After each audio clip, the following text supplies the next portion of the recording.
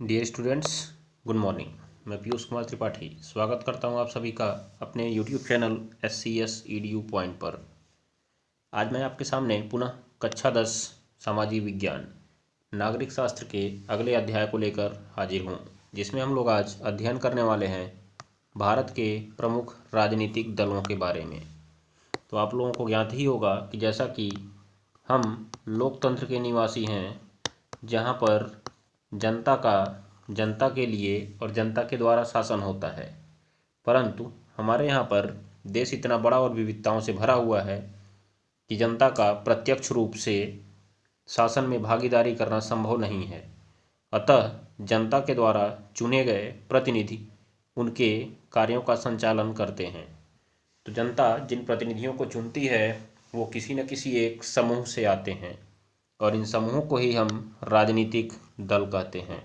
ये बात को आप ध्यान में रखिएगा, ठीक है। तो हमें इस अध्याय में इसी का अध्ययन करना है। इस अध्याय में सबसे पहले तो हम अध्ययन क्या करेंगे कि राजनीतिक दल किसे कहते हैं, उसके बाद राजनीतिक दलों के कार्य क्या हैं, राजनीतिक दलों के कार्य क्या हैं अर्थात उनकी भूमिका लोकतंत्र में क्या है, ये बात को ध्यान में रखिएगा। उसके बाद आपसे पूछा जाएगा कि राजनीतिक दल भारत में कितने प्रकार के हैं, अर्थात प्रमुख राजनीतिक दल कौन कौन से हैं। उसके बाद राजनीतिक दल में अर्थात दलों के आधार पर राजनीतिक पार्टी की प्रणाली देखी जाएगी, क्या क्या होगा। फिर हम लोग कुछ क्वेश्चन आंसर्स करेंगे।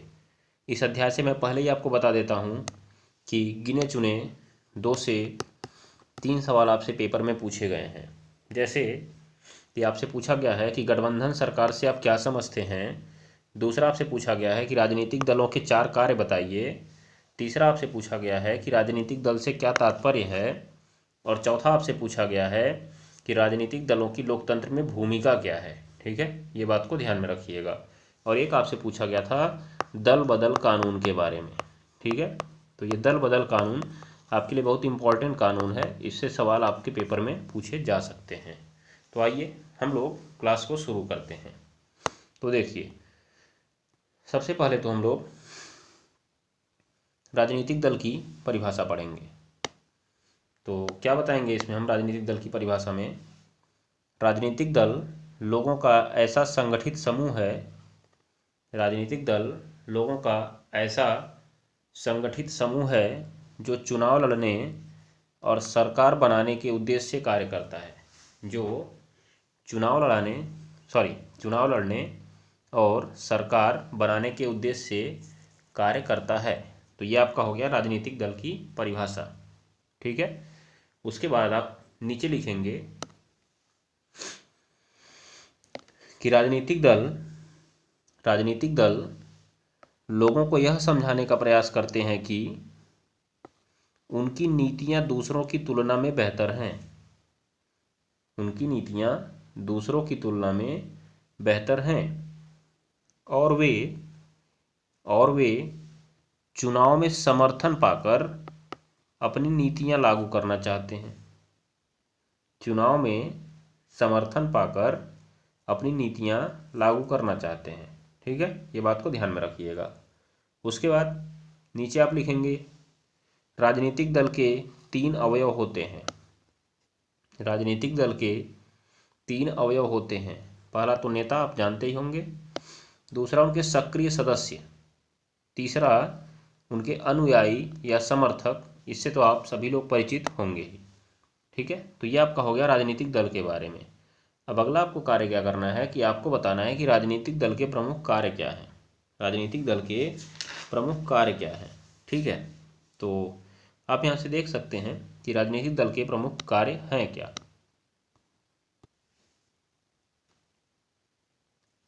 तो देखिए, अब आपको देखना है राजनीतिक दल के कार्य। तो राजनीतिक दल के कार्य या आपसे भूमिका, दोनों बातें पूछी जा सकती हैं, ठीक है। और यहाँ पे यही सवाल को आपको भारतीय लोकतंत्र के परिप्रेक्ष्य में भी लिखकर पूछा जा सकता है। भारतीय लोकतंत्र के परिप्रेक्ष्य में राजनीतिक दलों की भूमिका क्या है, ठीक है। तो 3 सवाल अगर आपसे पूछता है, तीनों का आंसर यही होगा, ठीक। तो इसके अंदर आप लिखेंगे कि भारतीय लोकतंत्र में राजनीतिक दल प्रमुख भूमिका अदा करते हैं, जैसे जैसे ठीक है। तो पहला नंबर आप लिखेंगे, पहला नंबर आप लिखेंगे, राजनीतिक दलों का प्रमुख कार्य चुनाव लड़ना है। अधिकांश लोकतांत्रिक देशों में चुनाव राजनीतिक दलों के द्वारा खड़े किए गए उम्मीदवारों के मध्य संपन्न होते हैं। अर्थात जो चुनाव होते हैं वो राजनीतिक दल तय करते हैं उम्मीदवार, कि मेरे दल का उम्मीदवार ये रहेगा, मेरे दल का उम्मीदवार ये रहेगा। आप जानते ही होंगे, अभी आप देखिएगा 2 महीने बाद आपके यहाँ चुनाव होने वाला है, तो आपके यहाँ निकल के आएगा कि भाजपा से ये लड़ रहे हैं, कांग्रेस से ये लड़ रहे हैं, सपा से ये लड़ रहे हैं, बसपा से ये लड़ रहे हैं। ये सारी चीज़ें आपके सामने देखने को मिलेंगी। ठीक है, ये बात को आप ध्यान में रख लीजिएगा। उसके बाद आपसे कहा जा रहा है, दूसरा पॉइंट आप लिखेंगे, दूसरा पॉइंट, राजनीतिक दल नीतियों एवं कार्यक्रमों को मतदाताओं के सामने रखते हैं तथा मतदाता अपनी पसंद की नीतियां और कार्यक्रम चुनते हैं। मतलब क्या कहा मैंने, जैसे 4-5 राजनीतिक दल हैं, तो वो लोग अपना चुनाव मैनिफेस्टो जारी करते हैं कि हम लोग चुनाव जीतने के बाद क्या क्या करने वाले हैं। तो जनता को जो अच्छा लगता है उस नीति को चुनती है और वही सरकार बनती है और वो अपनी नीतियों को लागू करती है। बाकी लोग अपना बोरिया बिस्तर पैक करके 5 साल के लिए फिर से इंतजार करते हैं। ठीक है, ये बात को ध्यान में रखिएगा। तो ये इनका दूसरा कार्य हो गया। मतलब राजनीतिक दलों का जो प्रमुख कार्य है, अपनी नीतियों और कार्यक्रमों को मतदाताओं के सामने रखना है और मतदाता उनको अपनी पसंद के अनुसार चुनते हैं। ठीक है, ये बात को आप ध्यान में रख लीजिएगा। उसके बाद अगला पॉइंट आप लिखेंगे, अगला पॉइंट, राजनीतिक दल देश का कानून बनाने में महत्वपूर्ण भूमिका निभाते हैं। राजनीतिक दल देश का कानून बनाने में महत्वपूर्ण भूमिका निभाते हैं। हो गया, उसी में आगे आप लिख सकते हैं, कोई भी कानून तब तक अधिनियम नहीं बन सकता है, तब तक अधिनियम नहीं बन सकता है जब तक कि बहुमत पार्टी इसे समर्थन नहीं देती है। बहुमत पार्टी इसे समर्थन नहीं देती है। ठीक है, तो इसका क्या मतलब है आप समझिए कि जैसे मान लीजिए कि कोई नियम लाया गया कि हम लोग ये देश में नियम लागू करने वाले हैं, तो जब तक कि वहाँ पे बहुमत नहीं मिलेगा तब तक इस नियम को लागू नहीं किया जाएगा। अब बहुमत कैसे मिलेगा, बहुमत कैसे मिलेगा, मान लीजिए टोटल 100 सदस्य हैं। कितने सदस्य हैं जी, 100 सदस्य हैं।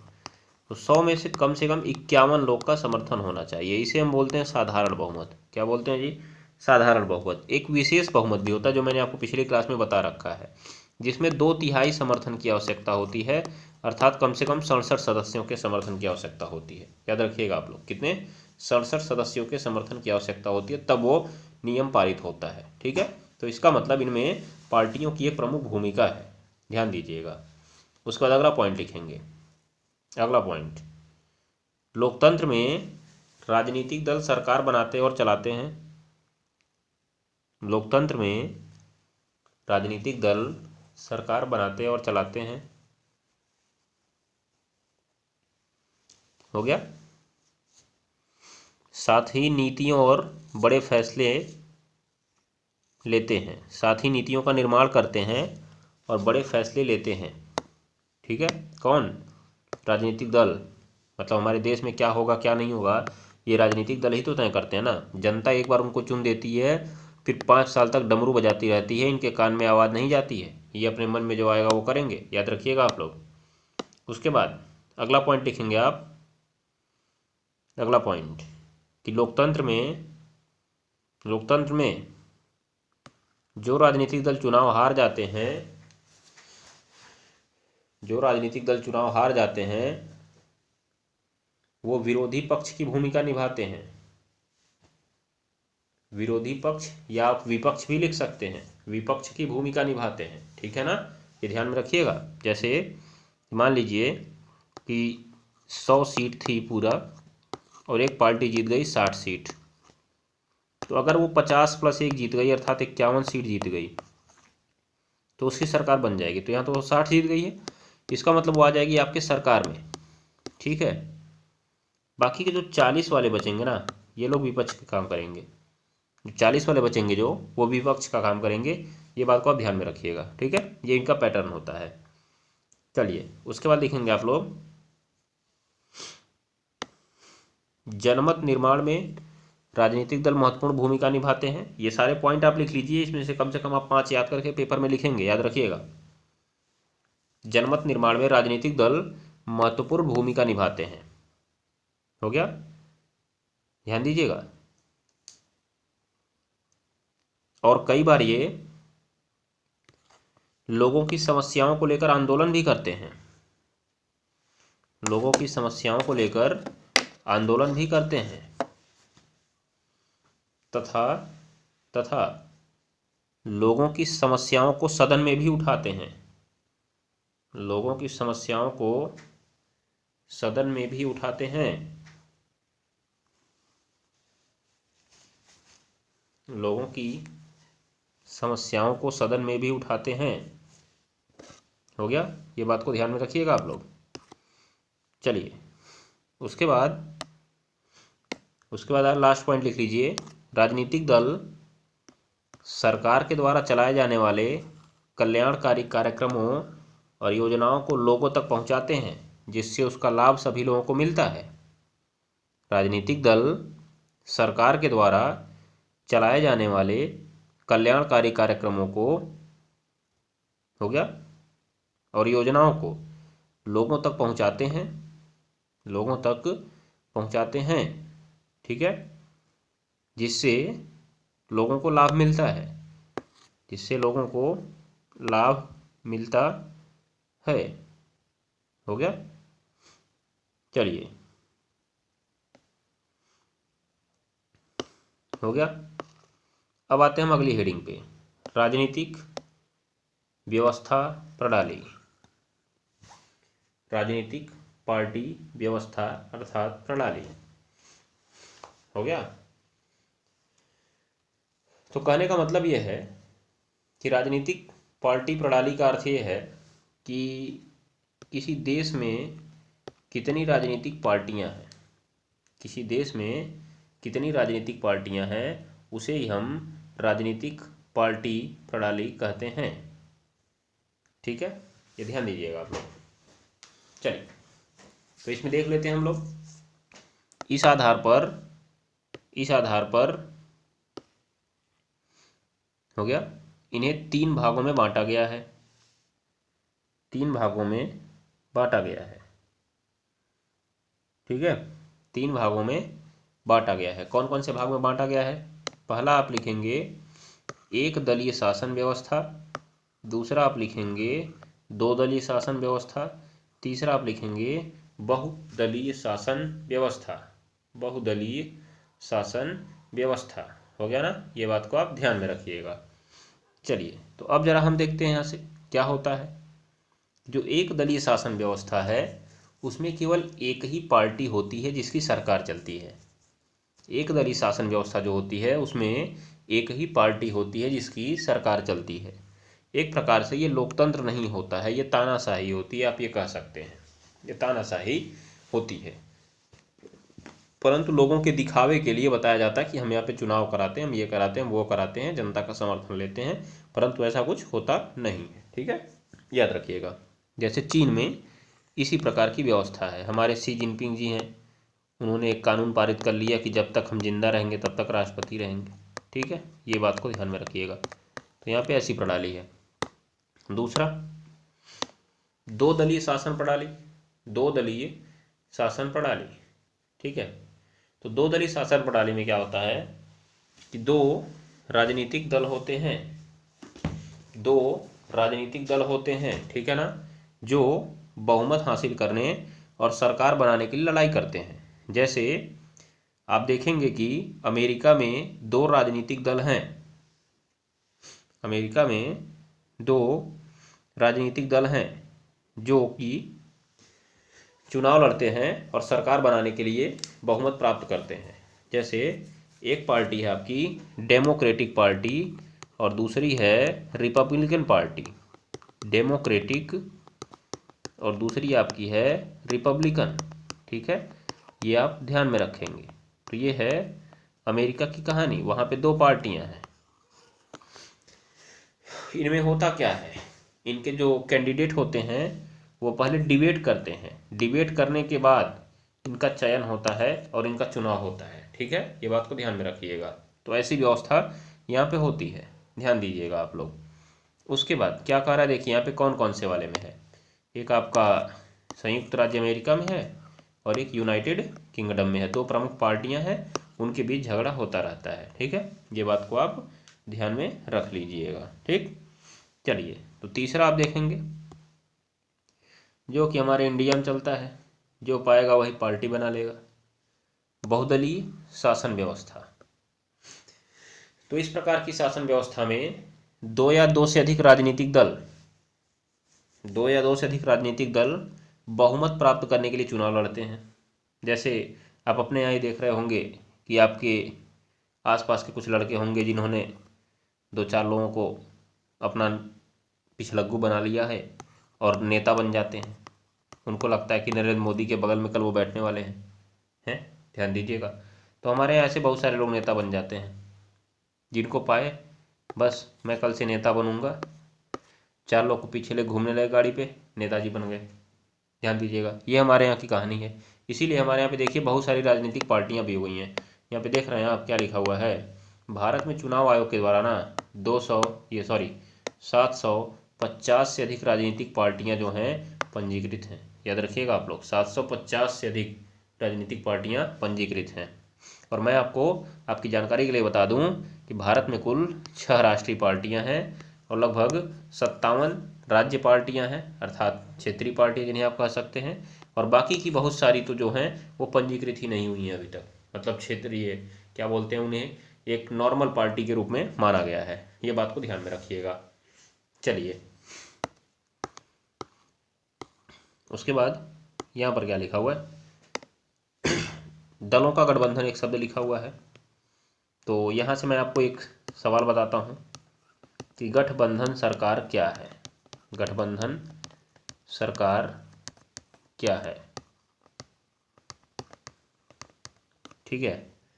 तो आप क्या कहेंगे यहाँ पे कि जब दो या दो से अधिक दल आपस में मिलकर सरकार बनाते हैं या चुनाव लड़ते हैं, दो या दो से अधिक दल आपस में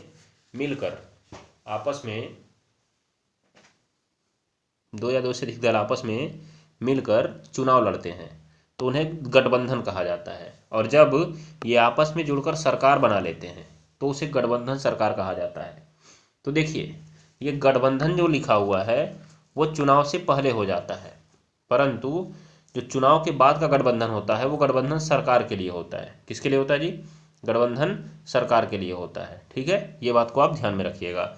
जैसे मैं आपको एक एग्जांपल बताता हूँ, मान लीजिए कि आपके राज्य में टोटल 100 सीटें हैं। कितनी सीटें हैं, 100 सीटें हैं। याद रखिएगा। देखिए मैं इधर से एक उदाहरण लेके आपको दिखाता हूँ। यहाँ पे आ जाइए आप, देखिए आपके राज्य में टोटल 100 सीटें हैं। कितनी सीटें हैं, 100 सीटें। आपने देखा कि आपके यहाँ पर 4 पार्टियां चुनाव लड़ रही थी। कितनी पार्टियां, 4 पार्टियां चुनाव लड़ रही थी। इस पार्टी को मिले थे 33 सीटें। कितनी सीटें मिली थी, 33 सीटें। इसको मिली थी 25 सीटें। याद रखिएगा आप लोग, इसको मिली थी 25 सीटें। इस पार्टी को मिली थी 28 सीटें। कितनी सीटें मिली थी, 28 सीटें। ठीक है, तो टोटल कितना हो गया जी आपका, 33 और 25 58 हो गया। 58 2 60, 60 26 86 और 14 हो गया। 8 4 12 5 17 3 20 0 2 2 4 3 7 1 8 2 10। ठीक है, तो टोटल 100 सीटें थी जिसमें 4 पार्टियां लड़ रही थी। पहले वाले को 33 मिले, दूसरे वाले को 25, तीसरे वाले को 28 और चौथे वाले को 14। तो इनमें जो सबसे बड़ी पार्टी है, सबसे बड़ी वाली, याद रखिएगा, वो है जो 33 सीट प्राप्त कर रही है। और आपको मैं बता दूं कि कोई पार्टी इसमें सरकार कब बनाएगी, जब उसी कितने लोगों का बहुमत प्राप्त हो जाएगा जी, कितने लोगों का समर्थन प्राप्त हो जाएगा, 51 लोगों का। क्यों, क्योंकि जितनी सीटें हैं उसका आधा प्लस एक होना चाहिए, हमेशा उसका आधा प्लस एक होना चाहिए। तो टोटल इसे 51 सीट चाहिए अपना क्या बोलना बनाने के लिए, सरकार बनाने के लिए। लेकिन किसी के पास तो इसमें 51 है नहीं।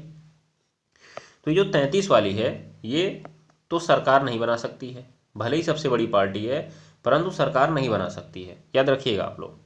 तो होगा क्या यहाँ पे, अब यहीं पर गठबंधन सरकार बनेगी। क्या बनेगी, गठबंधन सरकार बनेगी, याद रखिएगा। अगर कोई दल इसमें गठबंधन नहीं करना चाहता ना तो यहाँ पर फिर से नए सिरे से चुनाव कराने पड़ेंगे 6 महीने के अंदर, याद रख लीजिएगा।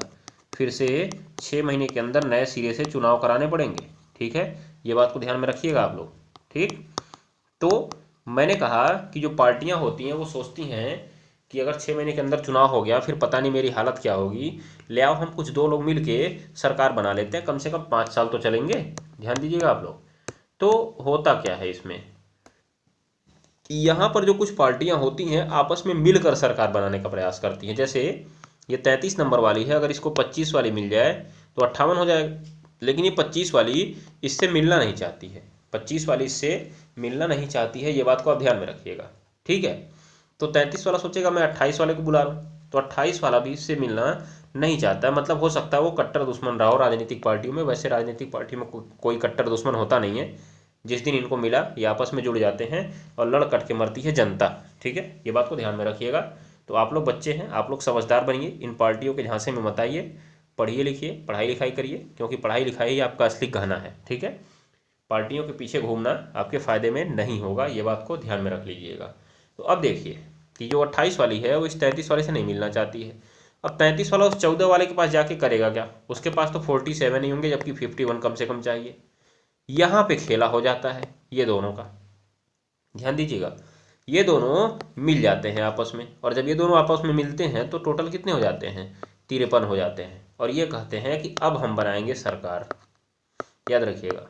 तो किसी को भी पूर्ण बहुमत नहीं मिला। पूर्ण बहुमत मैं आपको बता दूं, पूर्ण बहुमत क्या होता है।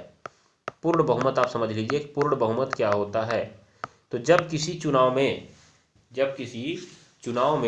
किसी राजनीतिक पार्टी को उसके आधे से अधिक सीट मिल जाती है, तो उसे हम कहते हैं पूर्ण बहुमत।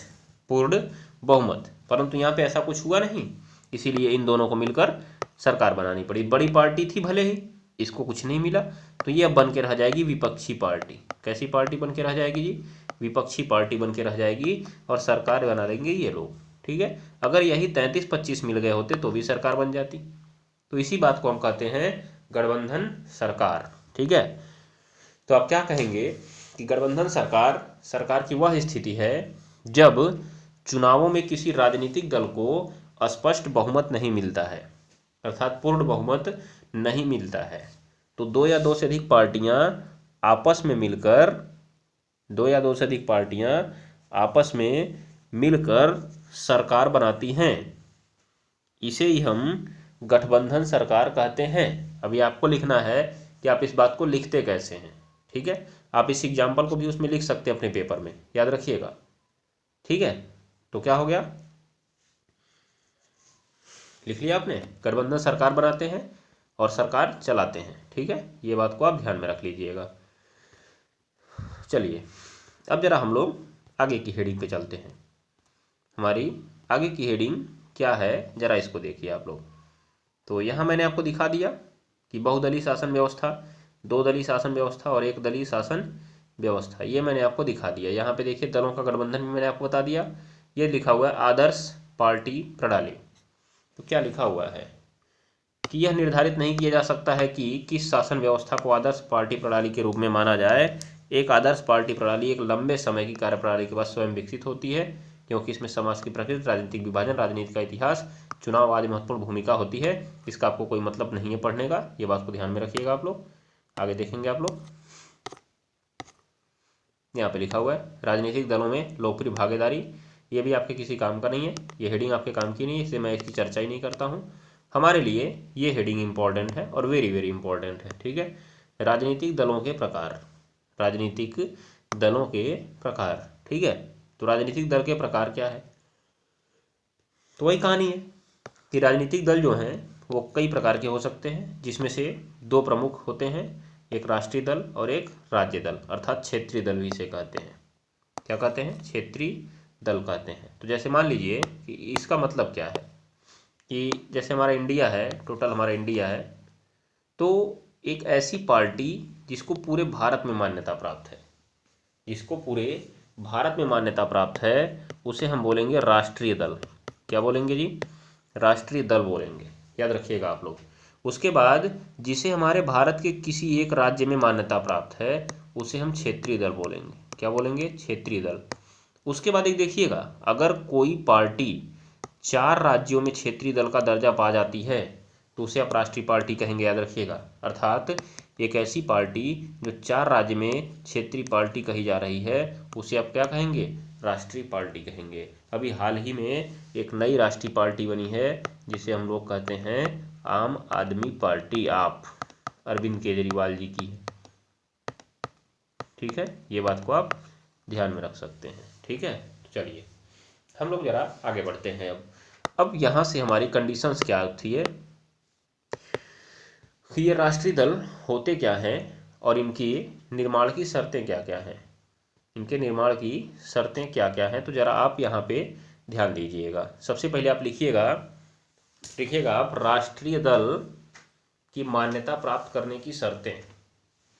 राष्ट्रीय दल की मान्यता प्राप्त करने की शर्तें, हो गया? तो लिख लीजिएगा इसमें, किसी दल को राष्ट्रीय दल का दर्जा दिया जाता है यदि, किसी दल को राष्ट्रीय दल का दर्जा दिया जाता है यदि वह 4 राज्यों के लोकसभा चुनावों में, 4 राज्यों के लोकसभा चुनावों में या विधानसभा चुनावों में, ध्यान दीजिएगा, 4 राज्यों के लोकसभा चुनावों में या विधानसभा चुनावों में कम से कम 6% वोट हासिल करता है। कितना परसेंट? 6% वोट हासिल करता है और लोकसभा में कम से कम 4 सीटें जीतता है, और लोकसभा में कम से कम 4 सीटें जीतता है। तो देखिए, राष्ट्रीय दल का दर्जा पाने का शर्त क्या है? राष्ट्रीय दल का दर्जा पाने का शर्त क्या है? देखिए, 4 राज्य में, कितने राज्य में जी? 4 राज्य में 6% वोट पाना है। ऐसा नहीं मतलब चारों राज्यों में मिला के 6%, नहीं, हर राज्य में 6% पाना है। किसमें? या तो लोकसभा चुनाव में या तो विधानसभा चुनाव में। ठीक है, याद रखिएगा आप लोग। उसके बाद कम से कम 4 लोकसभा सीटें जीतनी होंगी उसे, 4 लोकसभा सीटें भी जीतनी होंगी, तब जाके वो बन पाएगा एक राष्ट्रीय दल। याद रखिएगा आप लोग। चलिए, तो राष्ट्रीय दल बनने के फायदे, तो नीचे एक हेडिंग लिख लीजिएगा, राष्ट्रीय दल बनने के फायदे। राष्ट्रीय दल बनने के फायदे, हो गया? देखेंगे आप लोग, राष्ट्रीय दलों को एक अनूठा प्रतीक दिया जाता है। राष्ट्रीय दलों को एक अद्वितीय प्रतीक दिया जाता है, हो गया, जिसका प्रयोग केवल उस पार्टी के आधिकारिक उम्मीदवार ही कर सकते हैं। जिसका प्रयोग केवल उस पार्टी के आधिकारिक उम्मीदवार ही कर सकते हैं। याद रखिएगा आप लोग इस बात को। ठीक है, आगे देखेंगे। दूसरा पॉइंट, इन पार्टियों को चुनाव आयोग के द्वारा कुछ विशेषाधिकार भी दिए जाते हैं। कुछ विशेषाधिकार भी दिए जाते हैं, हो गया? याद रखिएगा इस बात को। उसके बाद लिख सकते हैं आप, इन पार्टियों को मान्यता प्राप्त राजनीतिक दल भी कहा जाता है। इन पार्टियों को मान्यता प्राप्त राजनीतिक दल भी कहा जाता है। ठीक है, ये बात को आप ध्यान में रखिएगा। चलिए, अब हमारा अगला टॉपिक शुरू होता है। पहले आप यहाँ से राज्य पार्टी भी जान लीजिए, उसके बाद हम बात करते हैं क्षेत्रीय पार्टी भी जान लीजिए, जिसे आप राज्य दल भी कह सकते हैं। तो लिखेंगे आप लोग, बोले, देखिए, राज्य दल या क्षेत्रीय दल का दर्जा प्राप्त करने की शर्तें, राज्य दल या क्षेत्रीय दल का दर्जा प्राप्त करने की शर्तें, हो गया। तो लिखेंगे आप लोग, किसी राजनीतिक दल को क्षेत्रीय दल का दर्जा दिया जाता है यदि, किसी राजनीतिक दल को क्षेत्रीय दल का दर्जा दिया जाता है यदि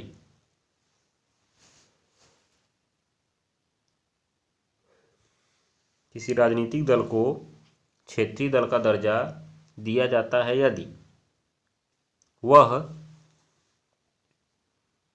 उस राज्य की विधानसभा चुनाव में, उस राज्य की विधानसभा चुनाव में कम से कम 6% वोट प्राप्त करती है, कम से कम 6% वोट प्राप्त करती है और उसकी विधानसभा की कम से कम 2 सीटें जीतती है, और उसकी विधानसभा की कम से कम 2 सीटें जीतती है। ठीक है ना, ये बात को आप ध्यान में रखेंगे। तो देखिए, अगर आपको क्या करना है, आपको अगर राष्ट्रीय दल का दर्जा चाहिए तो 4 राज्यों में आपको 6-6% वोट चाहिए, परंतु आपको अगर क्षेत्रीय दल का दर्जा चाहिए तो किसी एक राज्य में ही चाहिए। मतलब जिस राज्य में आप क्षेत्रीय दल का दर्जा चाहते हैं उस राज्य में आपको कम से कम 6% वोट प्राप्त करने होंगे, याद रख लीजिएगा आप लोग, तब जाकर कहीं आपको राज्य दल का दर्जा मिलेगा। और साथ ही साथ आपको कम से कम 2% सीटें भी जीतनी है। मतलब ऐसा नहीं कि आप 6% वोट पा गए तो आपको मिल जाएगा, नहीं, आपको कम से कम 2 सीटें वहाँ जीतनी पड़ेंगी, तब आप जाके राज्य दल का दर्जा पाएंगे। ठीक है, याद रखिएगा आप लोग। चलिए, तो हम यहाँ पे आते हैं कुछ राष्ट्रीय दलों के बारे में। तो जैसा कि आप यहाँ पे देख रहे होंगे कि लिखा हुआ है यहाँ पे, इस समय 7 है, कब, 2006 के अनुसार। तो आप 2006 के अनुसार मत देखिए, 2023-24 के अनुसार देखिए, 2023-24 के अनुसार देखिए। तो देखिए आप लोग, सबसे पहले मैं आपको यहाँ फिर कुछ बातें बताता हूँ। जैसे आपको पहली बात मैं बताना चाहता हूँ कि आप यहाँ से देखिएगा ज़रा, देखिए सबसे पहले जब हमारा पहला लोकसभा चुनाव हुआ था तो पहले लोकसभा चुनाव में कितने राष्ट्रीय दल थे? ध्यान दीजिएगा आप लोग, सबसे पहला सवाल आपसे यही बनता है कि पहले लोकसभा चुनाव में कितने राष्ट्रीय दल थे। ठीक है, ये बात को ध्यान में रखिएगा। तो जब आपका पहला लोकसभा चुनाव हुआ था तो सबसे पहले तो मैं आपको यही बता दूं कि पहला लोकसभा चुनाव हुआ कब था, 1952 में हुआ था। पहला लोकसभा चुनाव 1952 में हुआ था। आप इस पॉइंट को लिख सकते हैं, आपसे बहुविकल्पी में सवाल बन सकता है। ठीक है, तो 1952 में पहला लोकसभा चुनाव हुआ था। इसमें कुल 14 राष्ट्रीय दल थे। कितने थे? 14 राष्ट्रीय दल थे। ठीक है, ये बात को आप याद रखिएगा। दूसरा नंबर जो हमारा 2023 चल रहा था, 2023 में अप्रैल 2023 तक, अप्रैल 2023 तक कुल 8, कितने थे? 8 राष्ट्रीय दल थे। और उसके बाद प्लस इसमें एक आम आदमी पार्टी को भी शामिल किया गया। किसको शामिल किया गया जी? आम आदमी पार्टी को भी शामिल किया गया। तो सबसे नया राष्ट्रीय दल कौन सा है? आम आदमी पार्टी। तो टोटल हो गए थे 9। कितने हो गए थे जी? 9 हो गए थे। परंतु हुआ क्या, 10 अप्रैल 1923 को, ये डेट नहीं लिखना है आपको, बस मैं आपको एक स्ट्रक्चर बता रहा हूँ। 10 अप्रैल 2023, 1923 नहीं, 10 अप्रैल 2023 को 3 पार्टियों का दर्जा समाप्त कर दिया गया। कितनी पार्टियों का जी? 3 पार्टियों का दर्जा समाप्त कर दिया गया। तो इस प्रकार से आप अब बताइए कितने बचे टोटल? टोटल अब बचे 6। तो आप अपने उत्तर में अपनी कॉपी में लिखिएगा कि वर्तमान में भारत में कुल 6 राष्ट्रीय दल हैं। वर्तमान में भारत में कुल 6 राष्ट्रीय दल हैं। ठीक है, ये बात को आप ध्यान में रख लीजिएगा, कुल 6 राष्ट्रीय दल हैं। ठीक, तो ध्यान दीजिए आप लोग इस बात को, कितना बढ़िया चीज़ है इसमें। 9 थे, 9। लेकिन 3 लोग को हटा दिया गया। अब यही सवाल उठता है कि भैया उनको हटाया क्यों गया? तो उन्होंने शर्तें पूरी नहीं की होगी, इसलिए उनको हटा दिया गया। शर्तें पूरी नहीं करने का मतलब 4 राज्यों में 6% के वोट नहीं मिले उनको, 4 राज्यों में 6% वोट नहीं मिले उनको, और उन्होंने 4 लोकसभा सीटें कम से कम नहीं जीती। याद रखिएगा आप लोग, या 4 जीत भी गए तो 6% वोट नहीं मिले होंगे, मतलब उन्होंने इस क्राइटेरिया को पार नहीं किया, इसलिए उनकी राष्ट्रीय पार्टी का दर्जा रद्द कर दिया गया। ठीक है, याद रखिए। तो अब जरा आप लिख लीजिए कि भारत में जो 6 राष्ट्रीय दल हैं वो कौन कौन से हैं। पहली बात मैं आपको दिखा देता हूँ। तो देखिए, यहाँ से आप देखेंगे भारत में अब 6 राष्ट्रीय दल बचे हैं। कितने? 6 राष्ट्रीय दल बचे हैं। पहला देख लीजिए, आप सारे के नाम लिख लीजिए। नंबर 1 लिख लीजिएगा आम आदमी पार्टी, आम आदमी पार्टी। ठीक है। स्थापना लिख लीजिएगा 2012, स्थापना 2012, ये जरूर लिखिएगा। पार्टी स्थापना दोनों लिखिएगा, क्योंकि आपसे पूछा जा सकता है पेपर में इस पार्टी की स्थापना हुई कब थी। ठीक है, तो आम आदमी पार्टी की स्थापना 2012 में हुई थी और 2023 में इसे राष्ट्रीय पार्टी बनाया गया, 2023 में। ठीक है, उसके बाद दूसरा आप देखेंगे, लिख लीजिएगा दूसरा national people's party, national people's party, NPP। तो नेशनल पीपुल्स पार्टी जो थी इसकी स्थापना 2013 में हुई थी और इसको राष्ट्रीय पार्टी का दर्जा जो था तो ये 2019 में दे दिया गया था। कब दे दिया गया था? 2019 में दे दिया गया था। इसका चुनाव चिन्ह देख लीजिएगा आप लोग, किताब है, और आपकी जबकि आपका क्या है? झाड़ू है। आम आदमी पार्टी का है झाड़ू। और तीसरा देख लीजिए भारतीय जनता पार्टी, भारतीय जनता पार्टी। ठीक है, तो इसकी स्थापना लिख लीजिएगा 1980 में हुई थी, 1980 में हुई थी। ठीक है, ये बात को आप ध्यान में रखिएगा। उसके बाद अगला देख लीजिए बहुजन समाजवादी पार्टी, बहन मायावती जी, बहन मायावती जी, इनको राष्ट्रीय पार्टी का दर्जा दिया गया था 2004 में। इनकी स्थापना हुई थी 1984 में। इसकी स्थापना की थी काशीराम नामक एक व्यक्ति ने। ठीक है, नेताजी थे काशीराम, इन्होंने इसकी स्थापना की थी। ठीक, तो बहुजन समाज पार्टी, BSP जिसे आप कहते हैं, बसपा कहते हैं हिंदी में, बसपा।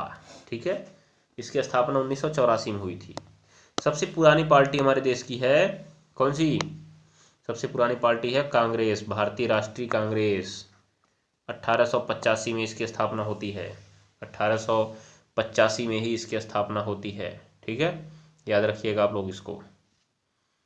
चलिए, उसके बाद लास्ट नंबर लिखिए, 6वां number communist party of India, communist party of India. हो गया।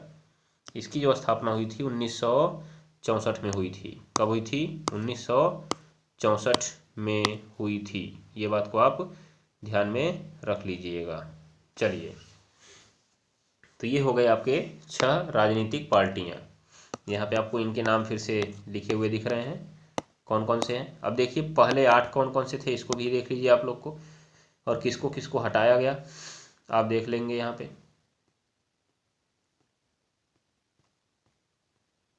देखिए, यहाँ से आ जाइए आप लोग।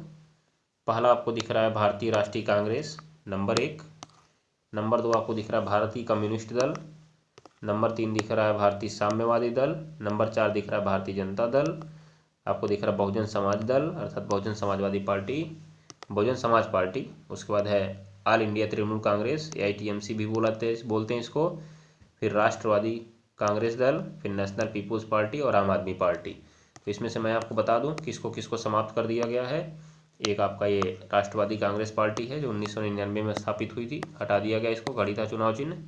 और ये आपका AITMC जो पश्चिम बंगाल में ममता बनर्जी जी की पार्टी है, इसको भी हटा दिया गया है। और तीसरा आपको हटा दिया गया है, किसको हटा दिया गया है? भारतीय साम्यवादी दल को हटा दिया गया है। किसको हटा दिया गया? भारतीय साम्यवादी दल को हटा दिया गया है। ठीक, याद रखिएगा। तो ये 3 हटा दिए गए, बाकी आपके अब भी 6 बचे हुए हैं। यहाँ पे देखिए 9 लिखा हुआ है, तो 9 से हो चुके हैं अब कितने? 6, क्योंकि ये पुराना डेटा है। ठीक, चलिए, तो आपको ये 6 राजनीतिक दल मालूम चल गए। अब इनके बारे में थोड़ा हम लोग अच्छे से जान लेते हैं कि ये कौन कौन से हैं। देखिए ज़रा, यहाँ पे सबसे पहले इनके स्थापक देख लीजिएगा। स्थापक तो भारतीय राष्ट्रीय कांग्रेस की स्थापना A.O. ह्यूम, भारतीय राष्ट्रीय कांग्रेस की स्थापना A.O. ह्यूम के द्वारा की गई थी। उसी में आप बढ़ा सकते हैं अपनी सारणी में, हो जाएगा A.O. ह्यूम के द्वारा की गई थी। ठीक है, ये बात को ध्यान में रखिएगा। उसके बाद देखिए, भारतीय राष्ट्रीय पार्टी, ये मतलब भारतीय जनता पार्टी, इसकी स्थापना हुई थी कब? 1980 में। ठीक है, कैसे? देखिए 1977 में जनता पार्टी का स्थापना हो गई थी। उसके बाद क्या करा, भारतीय जनसंघ नामक दल का इसमें विलय हो गया था। किंतु कुछ समय के बाद जब ये जनता पार्टी बट गई तो उस जनसंघ के कुछ नेताओं ने मिलकर एक नया दल बना लिया और इसका नाम रखा गया भारतीय जनता पार्टी। तो इसमें किसी का विशेष नाम नहीं है किसने किया हुआ था, इसलिए यहाँ पे कुछ ऐसा दिया गया है। एक भारतीय साम्यवादी दल है, 1925 में इसकी स्थापना हुई थी। यह हमेशा कांग्रेस की आलोचना करता था, एक प्रकार से कांग्रेस का विरोध करने के लिए ही बनाया था। ठीक है, ये बात को आप ध्यान में रखिएगा। उसके बाद जब 1962 आया था, 1962, तो ये दल दो भागों में बट गया था, एक भारतीय साम्यवादी दल और एक दूसरा साम्यवादी दल, याद रखिएगा। ठीक है, तो ये आपका दो पदों में बट गया था। फिर यहाँ पे अभी देखना है आपको, बहुजन समाज पार्टी अर्थात बसपा की स्थापना जो हुई थी 14 अप्रैल 1984 को हुई थी। उत्तर प्रदेश के कांसीराम के द्वारा की गई थी। वर्तमान में इसकी अध्यक्ष सुश्री मायावती जी हैं, बहन मायावती जी। इस दल का जो मुख्य उद्देश्य है सर्वजन हिताय सर्वजन सुखाय। अभी जब मायावती सरकार में थी तो इसी बस सेवा के नाम से बसें भी हमारे यहाँ चलती थी। सर्वजन हिताय सर्वजन सुखाय अर्थात सभी का हित हो, सभी का सुख हो। ठीक है, याद रखिएगा आप लोग। तो यहाँ पे 3-4 राज्य हैं जहाँ पे इसको बढ़िया समर्थन मालूम है, प्राप्त है। फिर आपकी राष्ट्रवादी कांग्रेस पार्टी थी जिनका अब मामला ख़त्म हो चुका है, इसीलिए इसको हटा दिया जाएगा, इसको पढ़ना ही नहीं है आपको, ये बात को ध्यान में रखिएगा आप लोग। उसके बाद यहाँ पे आपको नेशनल पीपल्स पार्टी दिख रही है, 2013 में इसकी स्थापना P.A. संगमा के द्वारा की गई थी, P.A. संगमा के द्वारा की गई थी। ठीक है, इसका जो चुनाव चिन्ह है वो है किताब। ठीक, चलिए, तो आज के लिए बस हम यहीं पे इस क्लास को समाप्त करते हैं। कल ही हमारी क्लास का आखिरी दिन होगा जिसमें हम लोग पढ़ेंगे क्षेत्रीय राजनीतिक दल और उनके कुछ उदाहरण, और साथ साथ हम लोग पढ़ेंगे कि राजनीतिक दलों की चुनौतियां क्या हैं, राजनीतिक दलों की चुनौतियां क्या हैं। ठीक है, तो चलिए मिलते हैं कल की क्लास में, तब तक के लिए नमस्कार, टाटा, गुड बाय।